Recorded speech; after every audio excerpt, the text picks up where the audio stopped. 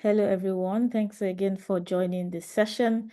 I am Tayo, and I'll be hosting this session alongside the wonderful Tolulope Olorundero. Just before we start, if you have any questions, please drop them in the chat. And at the end of the session, we will take all questions. To kick off this session, we will just, I'm sure most of you already know about ADMAP, but just say a few words again about ADMAP that you can share with your colleagues, your bosses, whoever in the industry that you think this will be beneficial for them. ADMAP as an association is just we're driven to optimize digital marketing practices, the skills, the conduct as a profession in Nigeria. We do different things like driving skill sets, sharing knowledge, um, ensuring the acceleration and adoption of digital marketing in Nigeria, to name a few. We also have a community, DMM, where we just talk on daily practices, updates, what's happening in the industry, and enlighten ourselves. Um, we also do socials. So, there's, social hangouts where industry people get to meet each other. Part of what we do is also to share job opportunities, both side gigs, main jobs, and through this way people can get a job. So it's really a powerful network and has loads and loads of benefits. You can be a member, you can be a part of the community, and you could also get job opportunities. The different memberships we offer, we have the associate membership, professional membership, corporate membership, and then we offer trainings for organizations. So if your organization is in need of some trainings, some upskilling, if your team is in need of this, we are more than available to support you here. And upcoming webinars. So we've had last week we had the webinar with Gbemileke, which was absolutely fantastic for those of you that joined. Today we are having this seminar, this webinar with Tolu, where we will talk about corporate communications in the digital age. What has changed? How best can we leverage it? What's different? What are the different ways by which we can leverage corporate communications, either as a small business, as a big business, wherever you find yourself. In the coming weeks, we also have another session with Stanley John, where we will talk about driving profit through SEO. So if you haven't registered for that, please make sure that you register to attend, because it's going to be also a great session. So without further ado, we will go into today's session.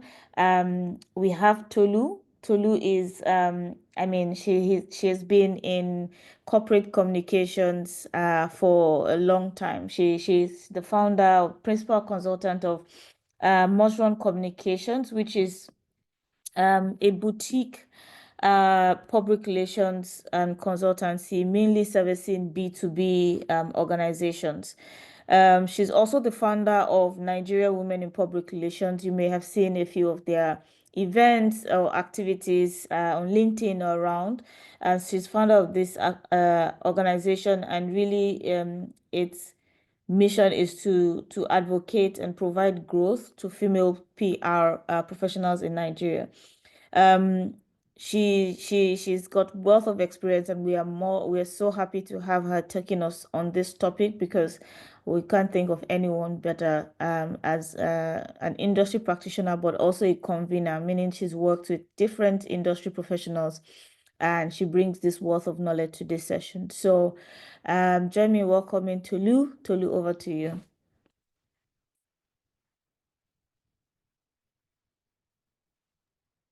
Thank you so much, Tayo. Good morning, everyone. If you're in Lagos, Nigeria, or you're within the West African time zone, good day, regardless of where you are in the world.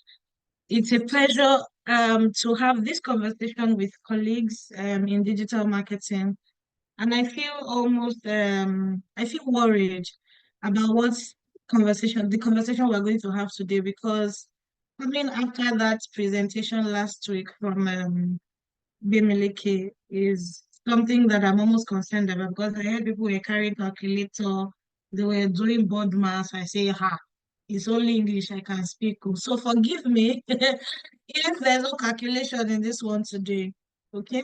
But of course, I'm then going to be talking about something I'm very passionate about, that I believe can transform any business if we all but put a bit of attention to it. I will also try as much as possible to provide some practical guidelines based on the work that I have done and the support we've provided for organizations. Now, it's very important for me to set the foundation straight, because I'm sure somebody here will be asking. First of all, thank you for joining. But perhaps somebody here is asking, which one is digital communications and corporate communications and digital marketing? My work here, if I'm a digital marketer, is it not to sell? Why are you then coming to talk to me about corporate communication? Is it not those people that just write and they'll say they are working, but all they are doing on Facebook is to post, right? So it's really for us to establish how, even as digital marketers, establish that understanding of corporate communications, why your colleagues in corporate comms or in comms generally may ask you to do certain things, whether you are the one managing the company's account or maybe you're just running adverts on the page. So perhaps you are here, you're a one-man business and you are the one doing everything from the beginning to the end, and you're wondering, so how can I improve the results of my small business as we go, as we close out on the year and go into 2025? What areas should I consider to improve on? How do I get good talent? How do I get staff members that will not run away, steal my money, or join me in 2 weeks or in 3 weeks or 3 months, and then they exit the organization? How do I do all of that leveraging digital media? Okay. I'd like to say thank you for the records to my team members who provided this slide. If I don't follow the slides, just forgive me. Okay. I believe that the things that we say and the experiences that we share are perhaps just as important, if not more important, than the things that we're able to document. Okay. Bottom line, what is corporate communications? After all the grammar, which one is, there's no corporate marketing. Maybe there's corporate sales. But if digital marketing is digital marketing, why is communication in so many levels? There's internal communication, there's corporate communication, there's consumer communication is the only communication. Now only on our okay. But for the purpose of this conversation, what is corporate communications? Bottom line, it is how an organization provides information and disseminates that information to its various stakeholders. Okay. In industry parlance, we'll call those stakeholders publics. Publics meaning that each category of audience that you have, there is a way that you can speak to them that will help them understand the message that you have crafted for each of those stakeholder audiences, right? And that's essentially it. One of the things I like to focus on a lot in talking about communications is first to help people understand that your stakeholders are not only your external stakeholders. Perhaps even more important, your stakeholders, the most important category of stakeholders that you have as a business are your internal stakeholders. If there's a business person here, you may understand why, if you've started a business, you are CEO, maybe you have even one staff, and this your one staff is the one that engages with customers. And today there's customer complaint. You people, why are you behaving like this? See how you're talking to me on the phone. You get that, you see it in the DMs, your customers are complaining today, they are complaining tomorrow. Or you put out something and every time you have to quickly go and delete a post online because is this staff not thinking well? Does this thing represent us as an organization? Don't you know? Can't you see? Is your brain not functioning? Sorry, when you get into the heat of business and you're seeing somebody that literally wants to destroy the work of your hands, the grammar can be flowing a lot, right? So many times as business owners, if you're one of such here, we neglect our internal stakeholders and assume, you are here because I'm paying you your salary. If I don't default on your salary, you should just do your job. Dear business owner, I hope you know now that it's not just about the salaries and it's not just about getting staff to do their jobs because they are getting paid. There's a lot more that goes into managing that internal stakeholder category, that you cannot use the same strategies and the same templates to engage your customers or the people who are external to your organization.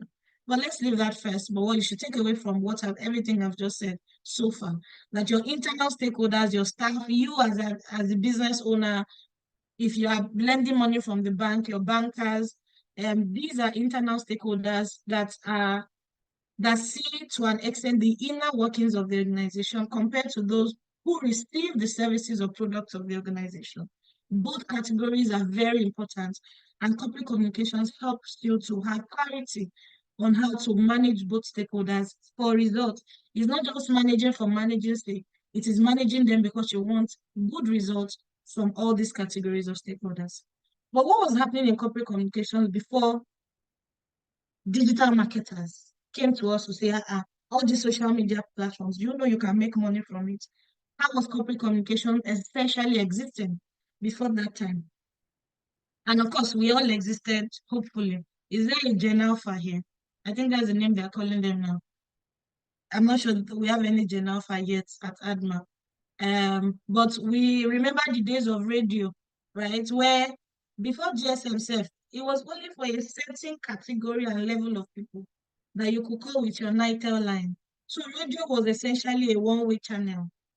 The person on radio will talk. For those of us who are Yoruba here, radio used to be described as Asoro Magbesi, the thing that talks that does not get a response, because how are you going to respond to a voice from a box, right? You just see them and you just hear them and you do with the information what you will, right? So those people had a lot of power. Anybody who was on radio, on TV those times had a lot of power because what they said was law. You hear it, whether you like it or not, there's nothing you can do because there's no feedback. So communication was one way. In fact, clearly distinguished it. In the era before digital media, what we had was information dissemination. If you're passing information, you don't care whether the person who has gotten that information understands it or reacts to it the way you want them to react. You pass on the information and you move on. Communication by description requires feedback. If you are not getting feedback from anybody that you are communicating with, you have only informed, you have only passed information to them. You have not communicated. Okay. So before digital media, it was one way, company to customers, company to anybody, company to staff. This is what I want. How I describe that age is also a military era. You know, when it's used, a soldier is standing in front of you and he says, what's that punishment that they used to give on camp, in camp? I don't know. Me, when I was in NYC, I ran to OBS because which one is matching under the sun? I didn't understand all of that, so I can't remember some of those instructions they used to give. But you see a soldier fully kitted and he gives you an instruction. That's not the time to be asking questions. You do it first. If you have an issue, it's only after you have done that instruction that you then give feedback. If you can even give feedback, if you have the liver to question the person in front of you. So I describe that information age, that information dissemination age, as a very militarized era. Even in the way we communicate in our family, that was the time when you hear your father's phone coming like this, you evaporate. Because even when you are doing something right, you don't clear. You clear the road first, the man is coming, right? Because you don't know whether he's angry as he's coming, you don't know anything. You just want to make sure he doesn't catch you and you're not the one who is going to pay the price for any other person who may have offended him that day. Okay? Before digital age, communication was one way, and because it was one way, there was a lot of control. It was only a certain category of people who could disseminate that information. It was only a certain type of information that you could hear. That's the time of classified information.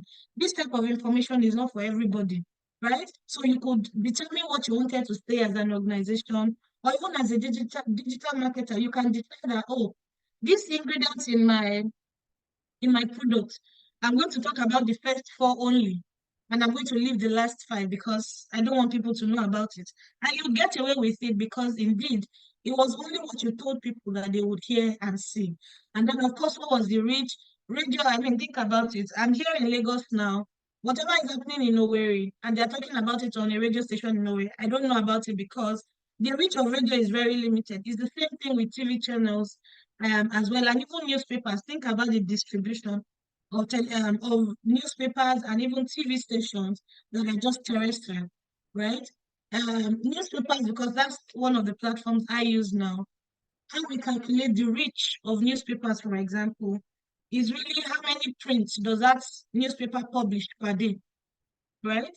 Now, before this time, we would calculate that by, of course, completely relying on the newspaper, because if newspaper tells you 200,000 they print, how do you verify that? Is what they say that you take. Okay, but of course sometimes they can then increase that because of adverts, because they want to just get adverts. On the average, the most read newspapers in Nigeria today have average daily print of about 1 million, right? Meaning that maximum people, of course, that you're printing in 1 million doesn't mean that everybody is reading it, right?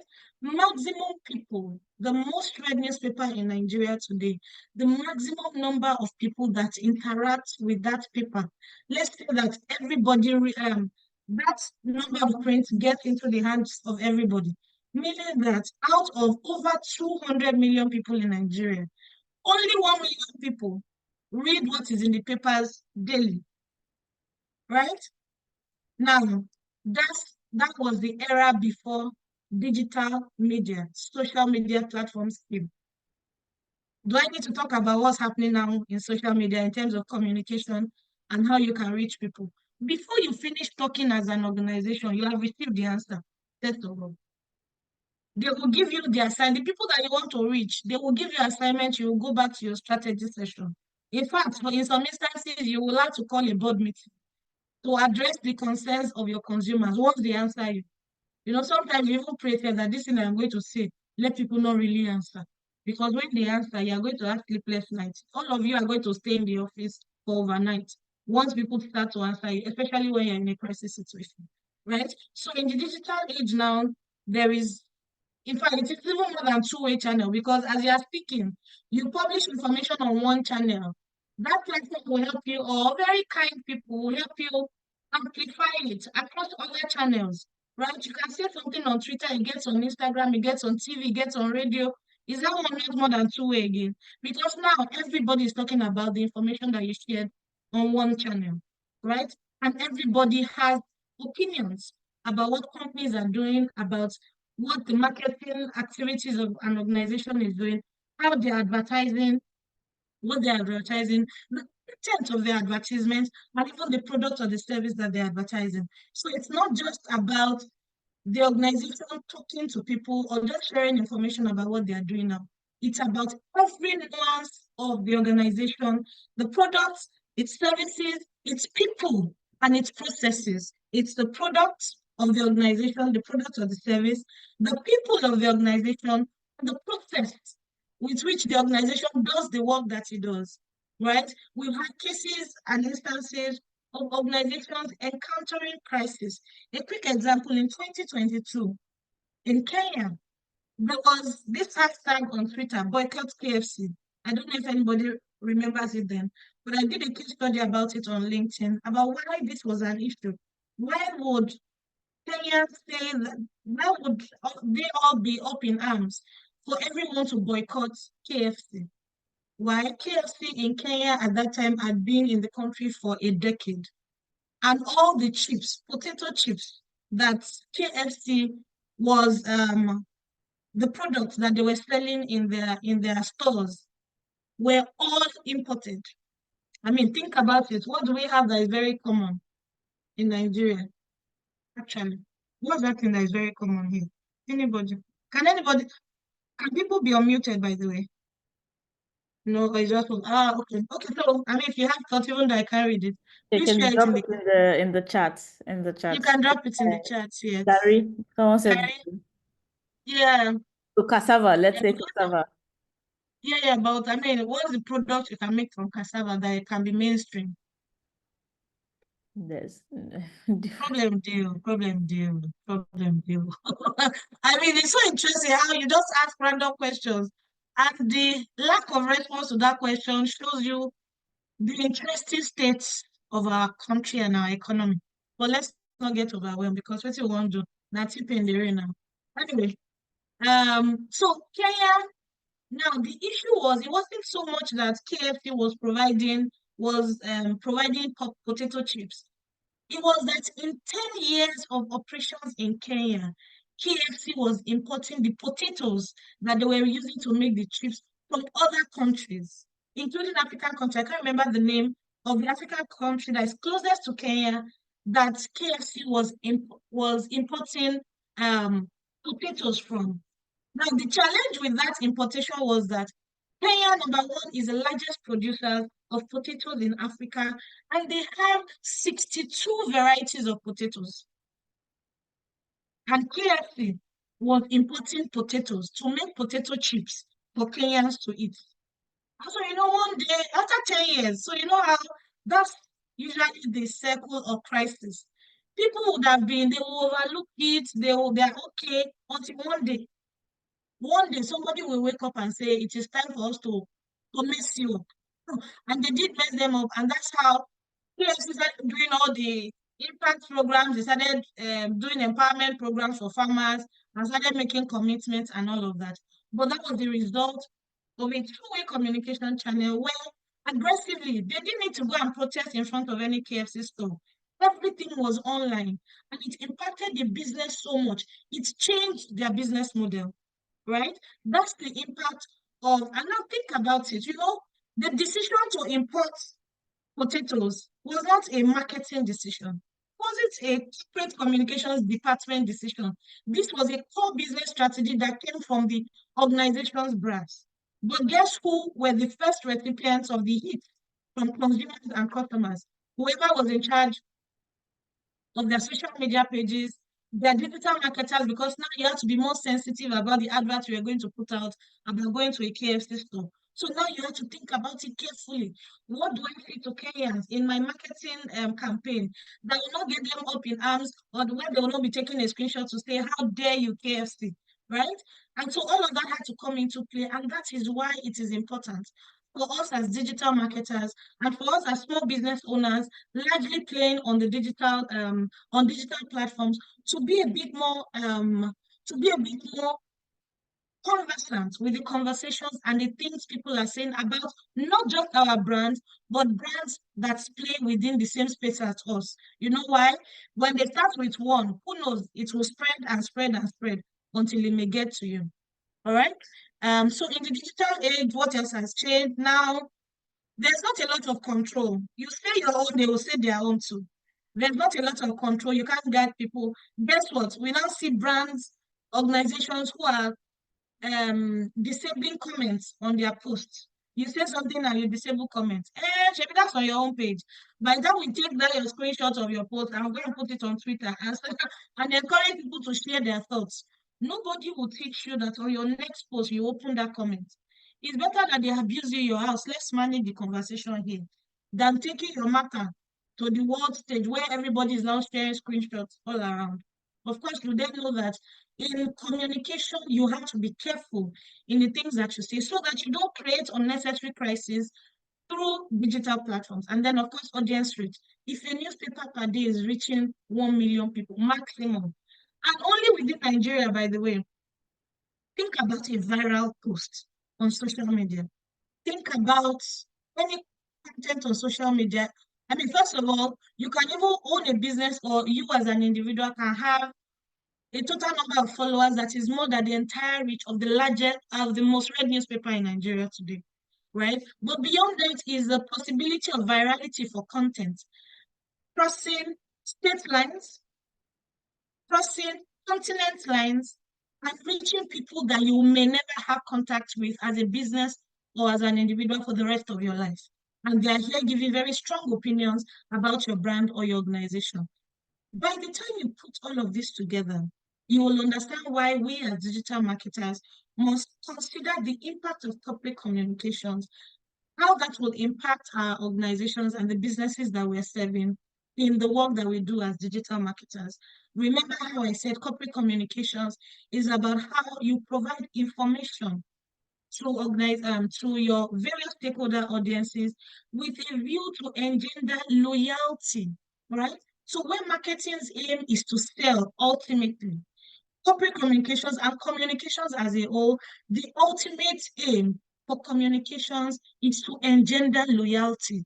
Communications focus is not to get you loyal to a product. We want you to be loyal to an organization, a brand, such that anything that brand or organization brings out, you automatically love it because you love that person, that brand, that organization. And we'll see how you can do that. We'll share a bit some of the examples that we have and see how that can we can start to apply that in the work that we do. All right. So because there's employee communications, I've talked about crisis. Let's just move on very quickly. One of the most defining features of corporate communications in the digital age today is speed, right? You have to be 10 steps ahead as an organization, as a digital marketer, perhaps managing social media pages, or even launching campaigns for an organization. Before you click on that deploy, on that campaign, you want to look at the content that you have published, that you have written, the materials that you have put together, the use of this word. What would it mean to this kind of person? Have you done your customer profiling enough? Who is the target audience for this thing that I want to launch? Let me give you a quick example. In the days, forgive me, in the days when I was a bit more active on AdMob, let me confess, I'm not as active again. And it's not because of that. You understand? As white hair is coming now, the implication is that school fees is increasing. You know, children are getting older, to hustle more to get school fees, pay for one or two. And so there's not a lot of time to do a lot of engagement that will, you just need to do a bit more and be in certain other places that can yield results as quickly as possible. But the days when I was a bit more active, on digital platforms or digital marketing communities, I shared about my experience working with a real estate company. At that time, we were selling properties off plan. It was a mid-level. Our targets were mid-level professionals. No, that's not the language. Our targets were mid-income earners. Right, where we were doing spread payments for off-plan properties, and the property was at Aja. So Aja then, no, now, everywhere now, even up to Badore, they'll say is island and everything is expensive. But those days you would have properties of 20-25 million. And we thought that mid-income earners in certain kinds of organizations were our target audience because the payment plan was a bit lengthy. Now, it was one thing because in terms of marketing now, it was one thing that we had the product. We thought that our strategy to get our customers was clear. If people got an opportunity to spread payment over time, we thought they would be interested to come to us and have a conversation with us. So the marketing guys, the digital marketing guys had launched a campaign that didn't have a lot of thought about the content. It was more about all the features of the property and how you can do spread payments and all of that. And then we put a lot of money into that advert. And at the end of the day, I'm not sure we got up to 2 leads. I'm not talking about qualified leads. I'm talking about leads. So whether they are qualified or not is something that we're grappling with after that campaign. And then later, what we then did, of course, that led us to having a strategy session. This product is solid. We know that people need this thing. Until we started to ask, why were people not responding? And we realized that the quality of information we were giving, number one, was not sufficient for the potential customer to make a decision to click to say, I want to know more. Number two was that the information we were also providing did not actually speak the language of the target audience we had in mind. Now, there are different types of campaign. First of all, is there anybody here, which I expect will not be, but I have a campaign and it's for everybody. That's the beginning of failure. Because there is no way you will speak the same kind of thing to everybody that will make sense to everybody, right? That's why you have things like A and B testing, and you have different kinds of campaigns for just one product, right? Because you understand consumer psychology. What will appeal to A would not appeal to B. So even though I'm trying to sell product Z, how I will say to how I will sell that product to A, B, C, D people must be different because of my understanding of where they're at in their heads at that time. Okay. And so what we did was to go back to the drawing board, like we say in Nigeria, right? And then did a proper analysis. Who is the kind of person that can pay for this property, right? We built a customer profile in our heads. And we saw that this person, number one, is going to be very busy. Person is likely also not resident in Nigeria, right? So we distributed the location on Facebook at that time. We distributed location. So our targeting was not just Lagos, VI, Ekpe people. No. So we did Lagos, we did communities in the US where Nigerians had a lot of population, and we targeted, hey, Jesus, see grammar, targeted those locations. But more than that, we provided all the information upfront. So you know how some people will say, oh, don't tell them the price, so when they come, they'll know. That's a waste of time, right? For both the marketer and the salespeople, but much more for the reputation of the organization. Do you know that your marketing copy can be such that it reflects the transparency culture of your organization? If your company's culture is that there's nothing hidden, if you come to us, the price of the property is the price of the property. Therefore, why can't we put it out online as is? But then if your culture is also one that is secretive, you will find that in the content that you are creating, in the campaigns that you are running, what you are showing to A in terms of the information there is based on their profile that the algorithm reads, oh, this one has money, show them this type. This one is not that boxed up, show them this type, right? Your organization's ethos and culture can be reflected in the marketing campaigns that you run. And that's one of the ways that digital marketing and digital marketers can support the amplification of corporate cultures and reputation. So we did full transparency. This is a cost, this is a timeline, this is when you can come for a site visit.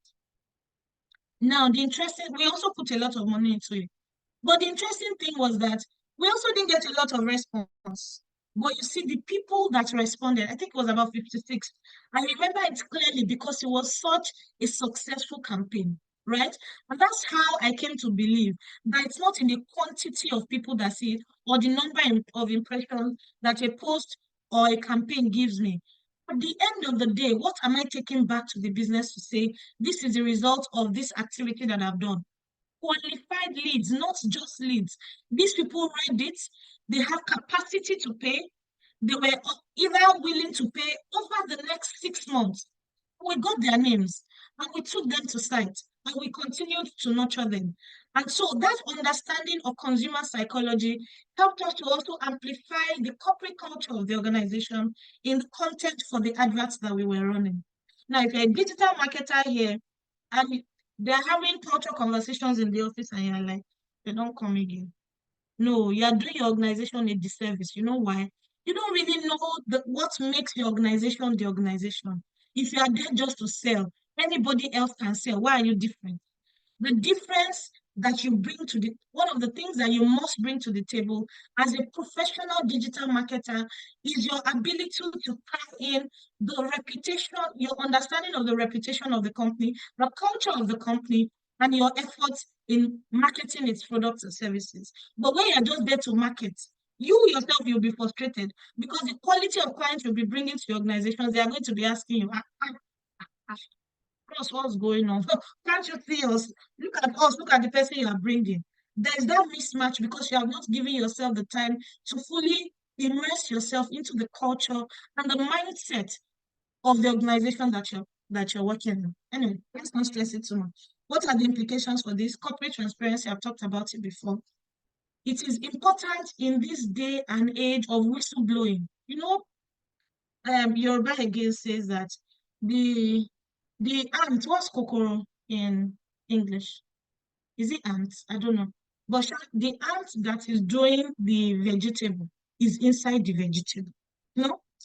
You can have a crisis today that starts from your colleague in the office blowing a whistle. They'll go and create an anonymous Twitter page and start talking about the things happening in the organization. Right?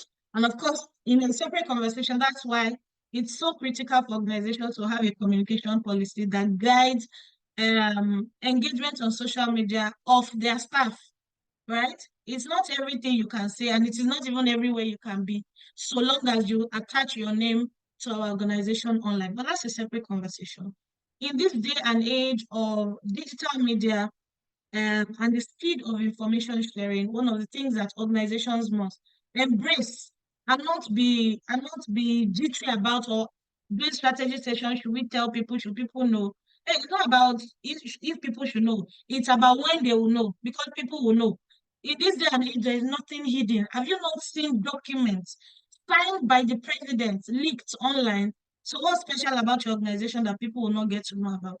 It is in an organization's best interest in this day and age to manage how that information comes out, so that you take away that that veil, you take away that power that you can have to make news sensational because you didn't share about it first. Real-time communication, people are commenting on the page on social media, and then you're taking 24 hours, like customer care center. We are now on break, or it's the weekend, so therefore we cannot answer. Digital marketing, social media management, everything that has to do with anything online is 24 hours, every day, every time, always on. All right. Accessibility to information as well is also important, and is an implication for corporate communications in the digital age today. Now, how can you then use digital platforms to build corporate reputation? Because that's one of the things that we're discussing here today. My organization has a problem, or you've been brought in as a marketing expert. An organization has gone through a crisis, and now things are okay, but people just don't like them again.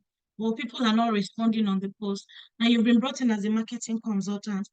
And your task is not only to sell, it's to get people to love the organization again. That will not be done through adverts, right? Because sometimes as digital marketers, we're only concerned about campaigns and performance metrics on the posts that we have done, right? If there is no strategic thinking behind how to improve the loyalty score, the positive perception score of an organization, you will be doing adverts and it will not convert to sales. Why? People don't like you. You are saying, come and buy from me. Buy what?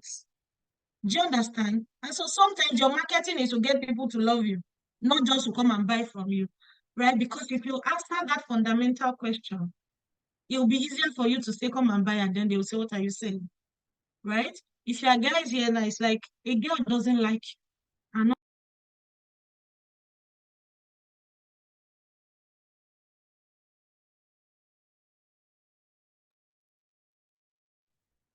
And Sorry about that, guys. I think Tolu will join back in a second. Yes, she's back. okay, looks like I ran away. So sorry. Um, I'm back. Let's see how we can close this out very quickly. All right.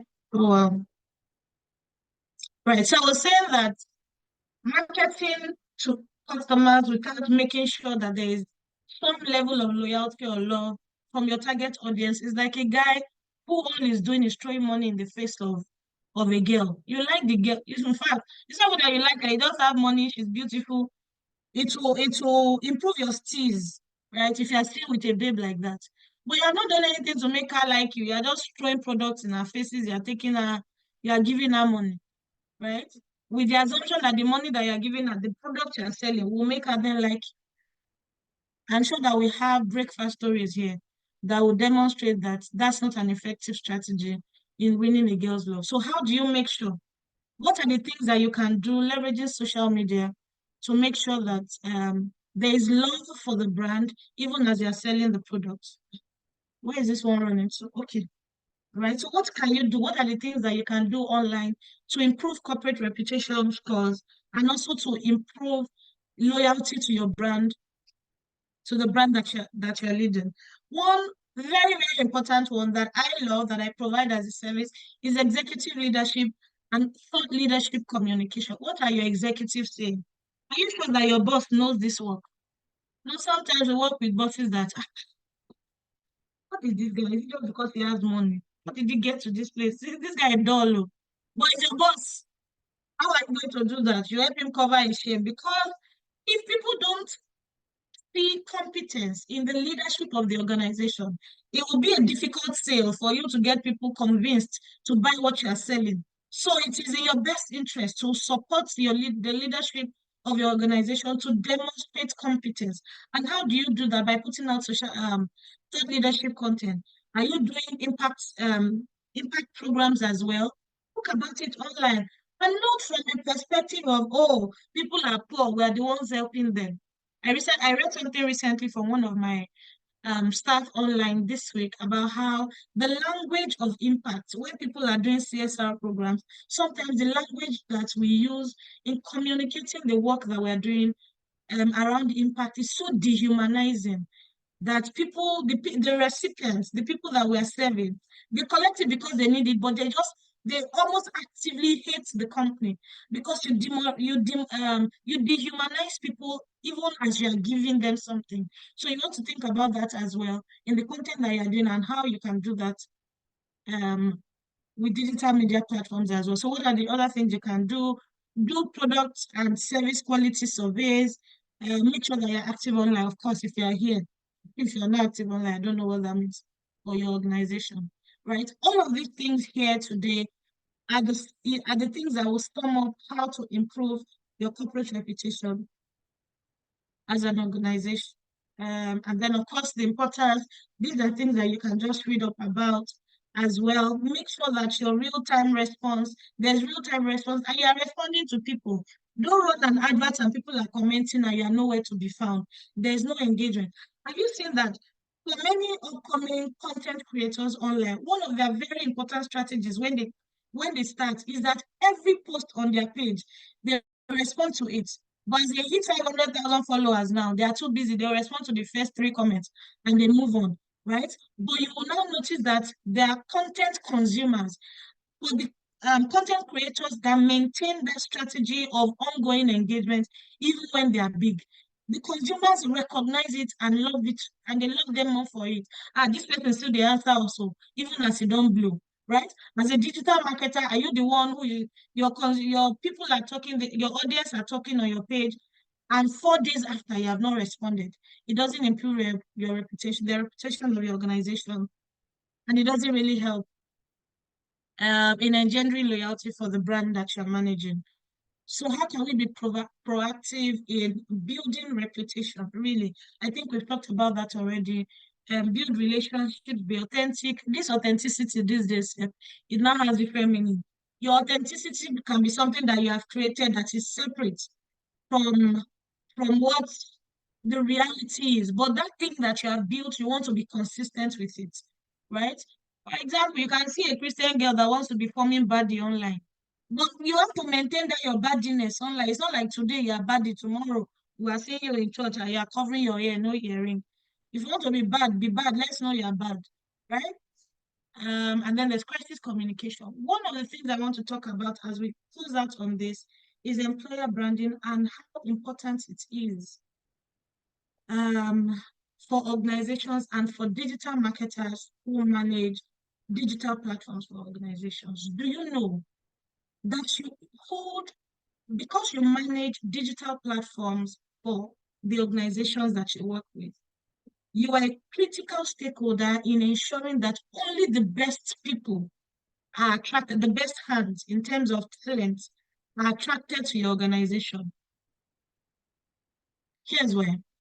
In building thought leadership content and publishing thought leadership content for the leadership of your organization, one of the things that you're doing is making that organization and your leaders very attractive for quality talent.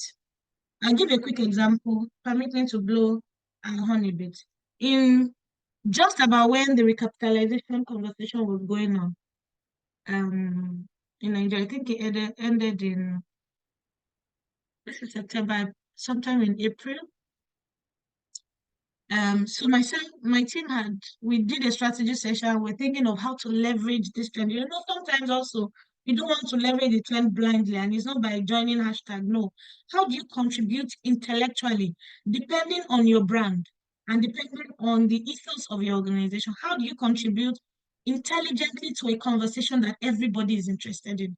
From what perspective can you look at it that will improve the the perception that people have of your brand, but also make sure that you're also trending when things are going on, positive things, hopefully, right? And one of the things we did was to put out an infographic talking about what communication strategies banks can use to survive the upcoming tsunami, right? Because by 2026, we will know the banks that have survived this period, right? And we did this. Now, at that time, it was just myself and one other staff in the organization at Muzon. And I had this other organization that I was also recruiting for. In fact, at that time, I was completely frustrated. The person that had just left my organization literally ran me mad because I couldn't imagine how this person came to me. How did I miss it? Anyway, but we put this out and I got, and in our DM, via email, we got an email from a lady who essentially pitched herself to work with us. She was working in a PR firm, but she saw the infographic and she said, this is the type of company that we want to work with. She's working with me now. She's the one that did this slide here. And it just showed me, or just reminded me again, the power of strategic thinking and strategic marketing in attracting quality talent to people. Do you know that there are some people, and I'm sure even some of us here, there are just some people that you want to work with, not necessarily the organizations. No, this person is so brilliant. If only I can work with them. If only I had the opportunity to serve with them or just learn from them within a work environment. That's a type of value that building a digital brand, whether for your boss or your organization, improves employers' cost so that HR spends less time recruiting good staff, right? The best hands only want to work with you, right? And when good staff work with an organization, brilliant people, not the one that you'll be begging to post on social media at 9 o'clock. Don't you know that October 1 is coming? What's the campaign for October 1? They're sleeping because they didn't even think about it. It's like you're begging them to work. No, if you attract quality talents with the activities that you do on digital platforms, the impact on the organization, the profit the organization will see, it will touch everybody. It's not this month that they can't pay salaries today because everybody is just faffing around, right? And they're only faffing around because of the quality of staff that they have. You cannot provide a service beyond the quality of staff within the organization. And so I'm saying, as I close, one of the ways we can support that objective of the organization is that in leveraging digital platforms, we put out quality content, quality campaigns that will get people thinking, wow, if I don't work in this place, I'm not fulfilled yet as a professional. Thank you.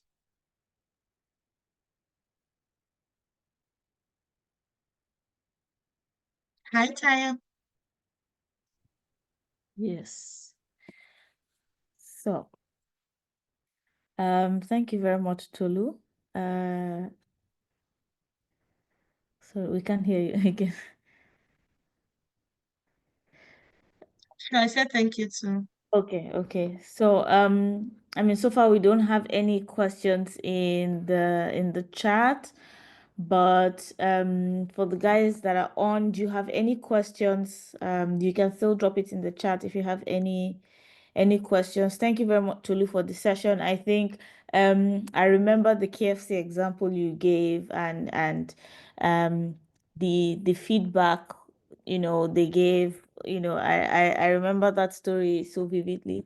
I mean, I also look at how things like where a particular product, the company a product is made from, also affects how well that product does in the market. So when you have companies like Unilever and Nestle, where the name of the product isn't necessarily the name of the company, there's extra effort there to try to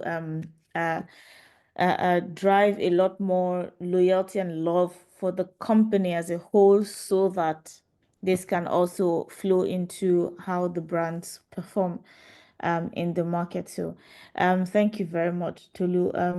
I think so far we have no questions. I think the just one question for me will be Yes, things have changed a lot between um, the traditional media age and the digital media age. But we also know that over time, digital has evolved, the platforms have evolved, the power of the consumer has evolved over time. For you, um, seeing this digital evolution, is there one or two things that as brands, if they've really taken on board digital embraced the changes between traditional and digital, is there one or two things that they need to be more keen on or more, look more into, for example, with AI and things like this? Are there things they should look more deeply into with this evolution of digital, or is it generally still the same playing field between, the change from traditional to digital as a whole? Has anything evolved over time? Hmm. Yeah, well, I mean, you've landed on one, which is artificial intelligence. I must, however, say that as much as that's a trending conversation the world over, and particularly because for us as digital marketers, AI has an impact on the work that we do. We also must be careful in trying to AI everything, particularly in this part of the world where we're in. We still have very fundamental issues, right? So sometimes I try not to get carried away with what the West is saying. The West has an AI agenda now, and essentially it's an attempt to make everybody assume that, oh, all of us are at the same level. That's not the reality.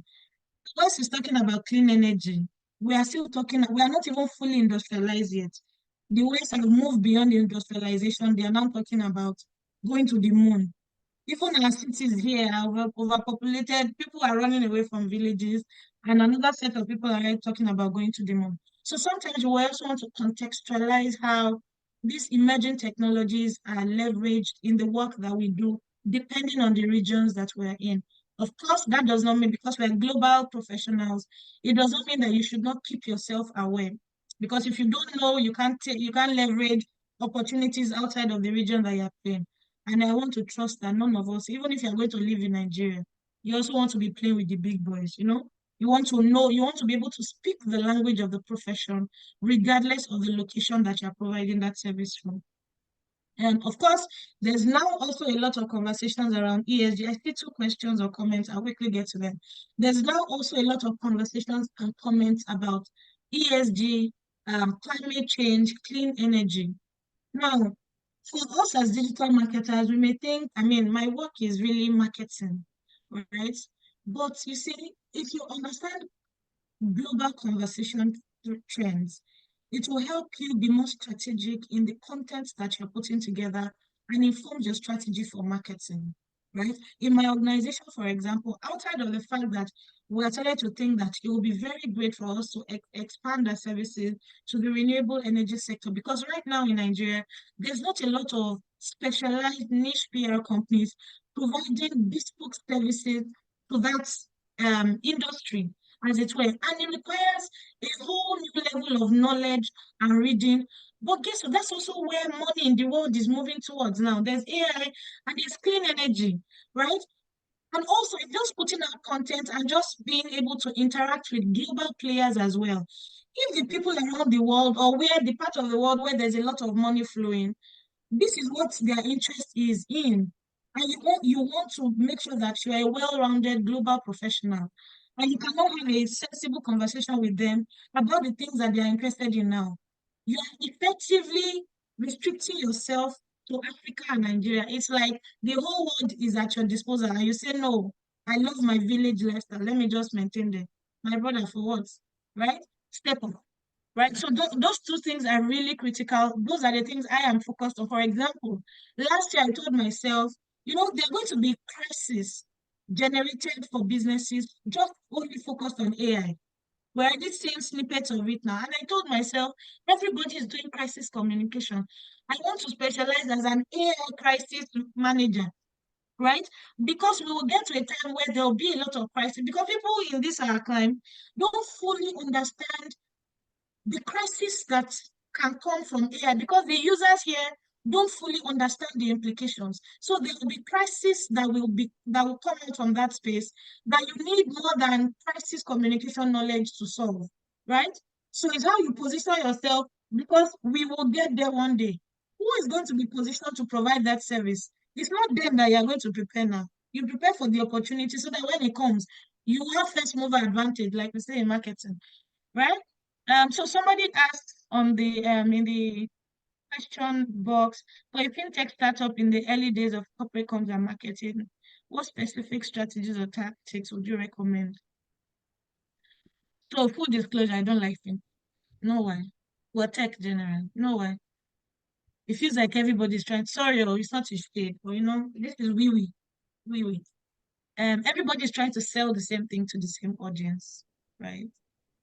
One of the strong things I would really encourage, and it's something that has never failed in deploying that strategy, is first you need to encourage your founder to be a bit more positioned to get for visibility, right? Executive profiling for this person, hoping that this person is smart.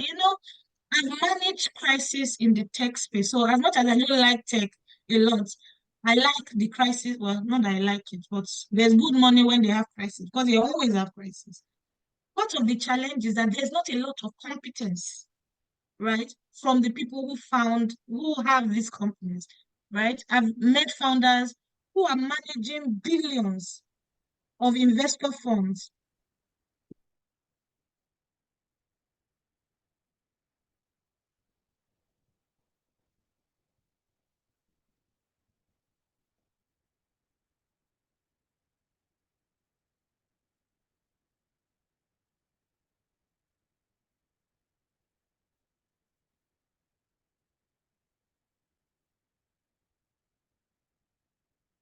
I don't know, is it just me?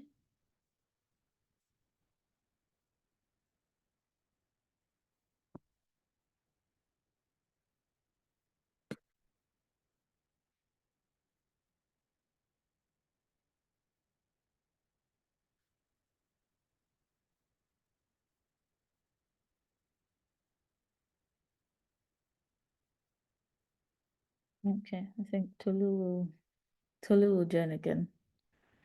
Let's give it a few minutes.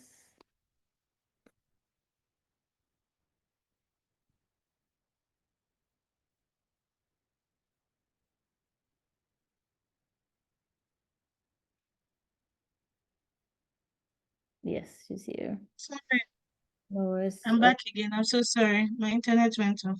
I know we're already out of time. So I was speaking about the fintech person. I would say study Piggyvest strategy, build a community around the things that you're doing, and then focus on the people, the users of your product, and build stories around them, right? So sometimes on fintechs, they speak languages that or content that is above the head of their regular everyday consumers, right? What are the experiences of the people that your product is meant to serve?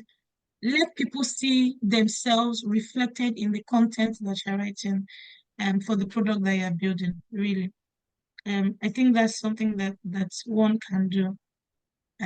Yeah, there was one other comment or question. I think it's gone now. Okay, I see it. From Stanley, Constantly. effective communication. How do you create a balance between digital communication and traditional communication channels? What strategies do you find most effective in ensuring that both platforms complement? Yeah. Well, so first of all, one of the things that you must take away from this is that traditional channels are now also on digital, right? So you have newspaper pages who are very active online pages. In fact, um, take our newspapers, for example, their online pages, their websites have more viewerships, have more people go to their website than read the papers today, right? So at the end of the day, really, it looks like everything is digital. Now, there are some core reasons why you must also maintain leveraging and engaging traditional media platforms. First, depending on your company, right? Also depending on your audience. For example, I've done programs before that I used NTA. NTA, nobody they watch am, na lie o. The people that are watching it are watching it. If I want to target people in the ministries and agencies, and I want to get government attention, I want to get the attention of very senior citizens, the platform I'm going to go to is NTA, right? Because that channel is on permanently in most of the stations that you have in government, and most of the TVs that you have in government offices. LTV that is here is on. The governor watches it, right? So sometimes, so everything depends the channel that you choose. Just like when you're doing any marketing campaign, how do you determine the channel? Where is my audience? That's the question to ask. Now, if I have different audiences, the channels I choose must speak to a certain kind of audience. So if I go on TV, for example, for one program, maybe I have a program or an event is coming up.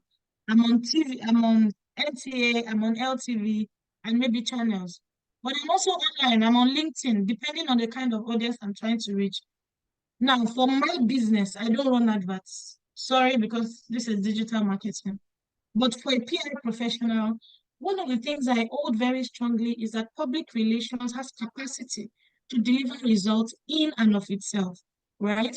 And one of the ways that we stand out in our niche is that we don't run adverts, right? I look at it, and that's one of the reasons why I can't even lead partners, because sometimes I didn't have either events or I have a client who insists, oh, Muslim must be the one that will help me manage both the PR and marketing side. And I look out for a collaborator that I can bring on board to say, oh, please help me run this advert. I'll focus on PR, right? That's one, and it's so interesting. Something as simple as not being carried away with how can I get more, which client will give me the most money. And just staying within your niche is one of the fastest ways to build a solid reputation that will last and you don't have to spend a lot of money putting yourself in people's faces and reminding them that, oh, this is my specialization. They know. Before they came, they know because everywhere around it, it shows. And the beauty is that the thing that you are maintaining that stance on works. So it's not like you're insisting that this is my specialization. Oh, yeah, come and deliver your specialization, and there's no results. Even yourself, you need to change your specialization. So how do you then determine the strategies?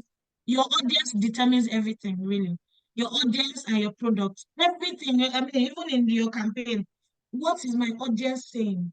Where are my audience going to? How do they consume the content? Everything starts from the audience, and then you go from there. Thank you very Thank you, much. Kyle. I start with the audience and work backwards. I think this was something I learned in my earlier days in digital marketing. I think it rings through for all across all different, facets of marketing. The consumer is always at the center, and you work backwards from there. I mean, we're over time, but thank you very much for the guys that for everyone that joined. Thank you so much, Tolu, for this insightful session. We're really grateful. Next week we have Stanley John talking to us about driving profit through SEO, and promises to be an amazing session. So please make sure you join and join early. So thank you very much. This is the end of the session. Have a lovely rest to your day and see you next week. Thanks, guys. Thanks, everyone. Bye now. Bye.